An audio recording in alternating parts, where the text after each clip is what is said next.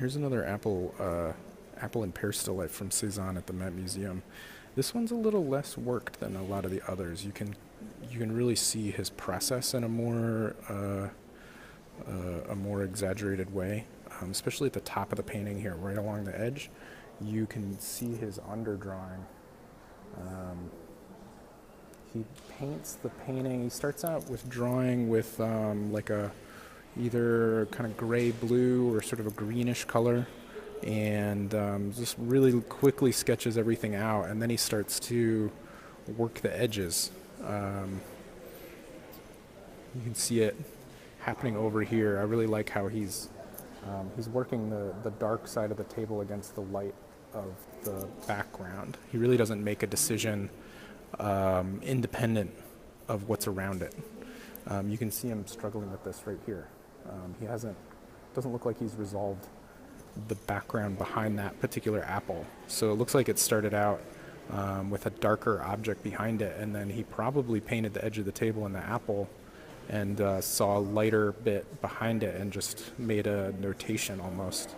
I mean, Cezanne's paintings are almost an accumulation of notations. It's never really, it never quite feels like a complete thought, but it does simply because he's so consistent.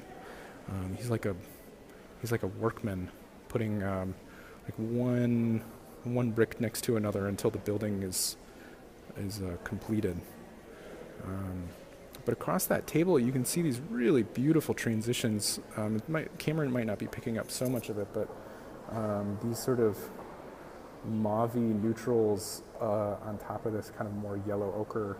You catch a little bit of this kind of green and a little yellowy stuff right there, even along the apple there. It starts to be a little blue-gray. Everything still sits on that yellow table, this like kind of warm brown wood table. But I think what he's seeing are those, the way the green of the pear kind of begins to set off the warmer tones of the table, and then over here next to the red apple, the contrast in color makes the kind of neutral wood color become more blue-gray. You really see it in the shadows there.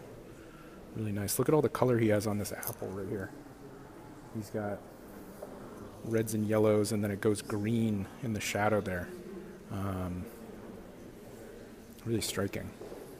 Here's another spot on this apple here where he's being a little indecisive, maybe indecisive about the edge of the apple.